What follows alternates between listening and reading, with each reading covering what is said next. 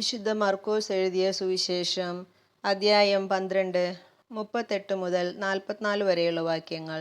നിയമജ്ഞരെ വിമർശിക്കുന്നു. അവൻ ഇങ്ങനെ പഠിപ്പിച്ചു: നിങ്ങൾ നിയമജ്ഞരെ സൂക്ഷിച്ചുകൊള്ളുവിൻ. നീണ്ട മേലങ്കികൾ ധരിച്ച് നടക്കാനും പൊതുസ്ഥലങ്ങളിൽ അഭിവാദനം സ്വീകരിക്കാനും സിനഗോഗുകളിൽ മുഖ്യസ്ഥാനങ്ങളും വിരുന്നുകളിൽ അഗ്രാസനങ്ങളും ലഭിക്കാനും അവർ ആഗ്രഹിക്കുന്നു. എന്നാൽ അവർ വിധവകളുടെ ഭവനങ്ങൾ വിഴുങ്ങുകയും ദീർഘമായി പ്രാർത്ഥിക്കുന്നുവെന്ന് നടിക്കുകയും ചെയ്യുന്നു.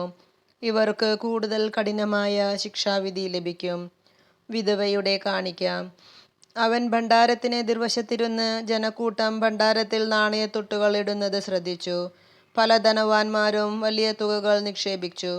അപ്പോൾ ദരിദ്രയായ ഒരു വിധവ വന്ന് ഏറ്റവും വില കുറഞ്ഞ 2 ചെമ്പു നാണയങ്ങൾ ഇട്ടു. അവൻ ശിഷ്യന്മാരെ അടുത്തു വിളിച്ചു പറഞ്ഞു: സത്യമായി ഞാൻ നിങ്ങളോട് പറയുന്നു, ഈ ദരിദ്ര വിധവ മറ്റാരെയുംകാൾ കൂടുതൽ ഭണ്ഡാരത്തിൽ നിക്ഷേപിച്ചിരിക്കുന്നു.